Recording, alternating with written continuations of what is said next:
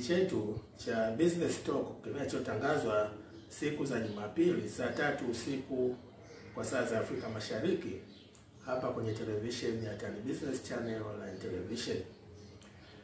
Mimi ni mtangazaji wa kipindi Ali Mwambola. Leo kwenye kipindi chetu nitazungumzia jinsi ya kukabiliana na ushindani wa biashara. Sasa kama wewe unafanikiwa kuanzisha biashara, swala la ushindani wa biashara haliepukiki. Kwa nini nasema hivyo? Kwa sababu swala la biashara linahusisha hasa zaidi mambo mawili, ikiwa wewe ndio unayehusika na kufanya biashara. Kwanza ni wateja ambao wanahitaji bidhaa kutoka kwako, na la pili ni hao wateja wanahitaji huduma kutoka kwako. Sasa kwenye haya mambo mawili, bidhaa na huduma, kila mwenye biashara anafanya anavyofikiria yeye. Sasa kwa wateja, wana mahitaji yao muhimu sana kuhusiana na swala la bidhaa na huduma. Kwa hiyo kama wewe kwenye upande wa bidhaa utayumba au utayumba, basi kuna uwezekano mkubwa wateja wakaenda kwa wafanya biashara wengine kwenda kuangalia jinsi watakavyoweza kupata bidhaa zinazokidhi mahitaji yao. Na namba 2, kama swala la huduma litakuwa haliko vizuri, hao wateja wataondoka, wataenda kwa washindani wako wa biashara ambapo wanadhani wanaweza wakapata huduma nzuri. Kwa hiyo sasa, wakati wote unapofanya biashara, kumbuka haya mambo mawili ya msingi. Labda tukisema la tatu nao la mteja, kwa maana kuwa kumbuka kwanza kuna mteja ambaye ni muhimu kabisa kwenye biashara. Alafu namba 2 ni mahitaji ya mteja kuhusiana na mambo ya bidhaa. Na 3 ni mahitaji ya mteja kuhusiana na masuala ya huduma. Sasa ukiweza kuweka hayo mambo sawa, hakuna mahali ambapo utashindwa kukabiliana na ushindani. Kwa hiyo haya mambo nimeona niyaweke sawa kabla tujaingia kabisa kwenye mada yenyewe ya jinsi utakavyokabiliana na ushindani. Sasa sehemu inayofuata, sehemu ya pili, tutazungumzia sasa jinsi ya kukabiliana na huo ushindani.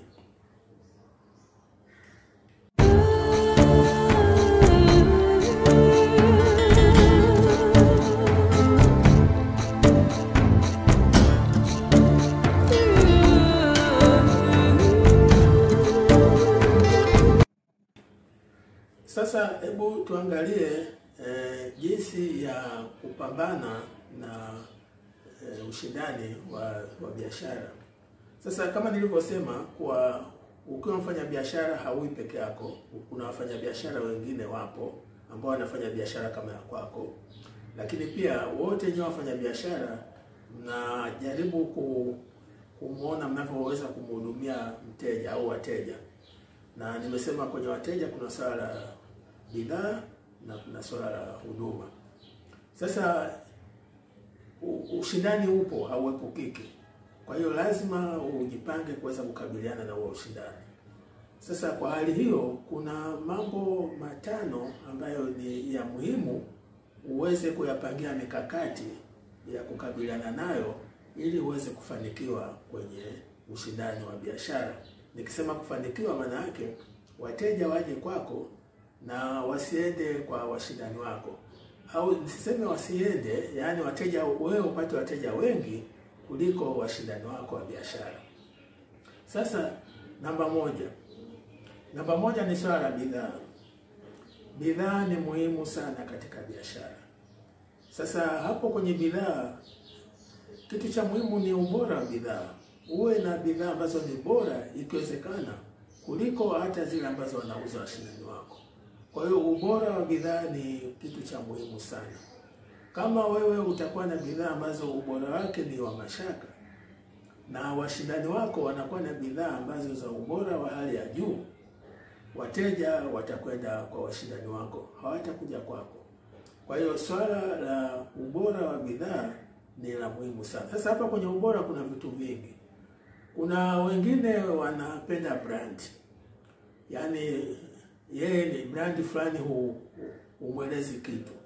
Kwa hiyo inabidi uwe makini sana kufahamu ni brand gani ya bidhaa ambayo wateja wengi wanapenda. Naogopa kutaja mifano kwa sababu itakuwa ni sio sawa, lakini kwa mfano kwenye vinywaji baridi kuna aina za soda ambazo brand zake ni za majina makubwa. Kwa sasa hakikisha kuwa unapofanya biashara ya vinywaji hizo brand za soda uzikosi, kwa sababu hizo brand zina majina makubwa sana. Sasa huo ni mfano, lakini hata kwenye mambo ya nguo kuna nguo ambazo brand zake zinakubalika kila mahali. Kwa hiyo sasa hakikisha kuwa zile brand ambazo ni maarufu za bidhaa na wewe unakuwa nazo ili uweze kukabili ushindani. Usikubali majirani zako wawe na brand ambazo zenye maarufu, wewe uwe na brand ambazo sio maarufu.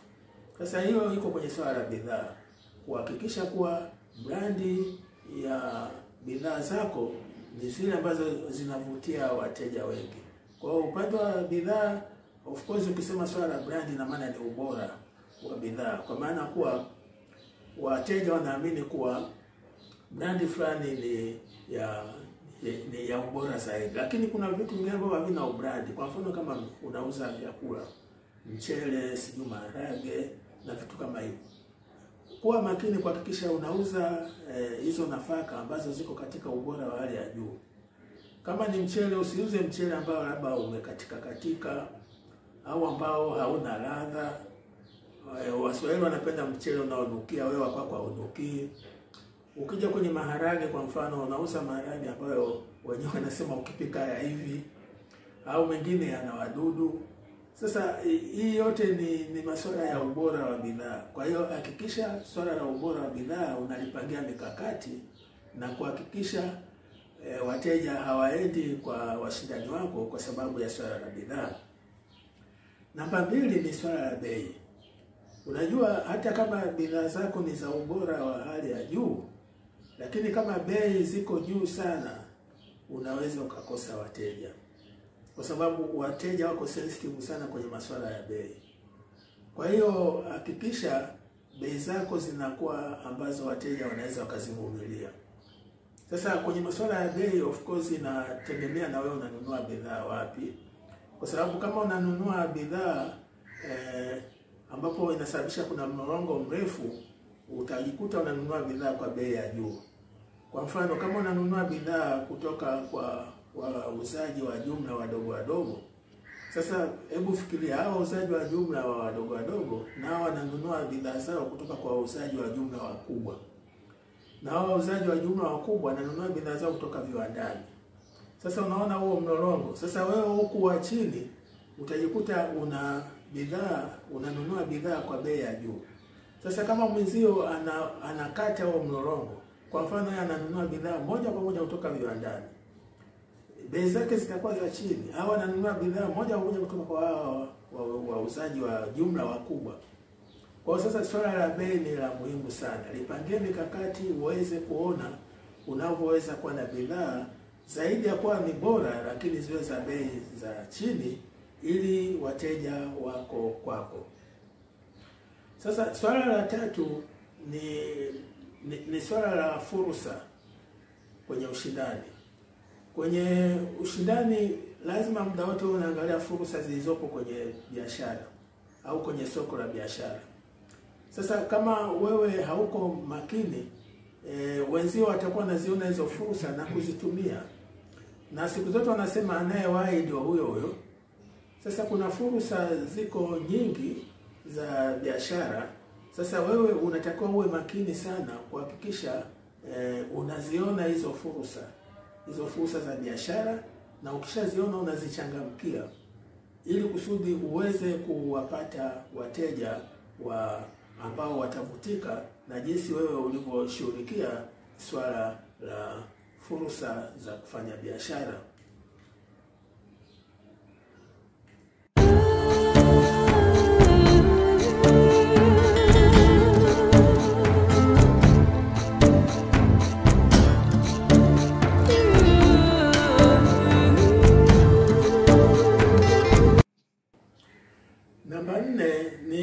swala zima linalohusiana na huduma. Unaweza ukawa na bidhaa ambazo ni za ubora wa hali ya juu na hata bei zikawa bei ni nafuu kwa wateja, lakini inapokuja swala la huduma kwa wateja unakuwa umefeli kabisa. Sasa hapo huwezi ukafanikiwa, kwa sababu wateja wanaweza wakasita kuja kwako kwa sababu tu ya huduma. Lazima uhakikishe unatoa huduma nzuri kwa wateja. Sasa huduma na mambo mengi. Huduma kwa mfano, kuna swala la pale mahali unapouzia pako namna gani, pako vizuri, yani hata mteja akiingia anajisikia vizuri, hapako ovyo, hali ya hewa labda iko nzito, joto mle ndani, labda madirisha, mwanga hakuna. Kama kwa mfano unauza nguo, labda watu wanataka sehemu ya kuenda kubadilisha nguo na kujipima na vitu kama hivyo. Sasa hizi zote ni huduma, ni vitu ambavyo viko nje kabisa ya swala la bidhaa. Hizi ni huduma. Lakini pia kuna watu wanakuwa na magari yao au na pikipiki. Sasa anakuja nje ya duka lako, anashindwa mahali pa kupaki pikipiki au gari, inabidi aende mbali kabisa alafu aje kwa mguu. Sasa hiyo yote ni huduma. Sasa kama hapo unayumba, utakuta unaanza kukosa wateja.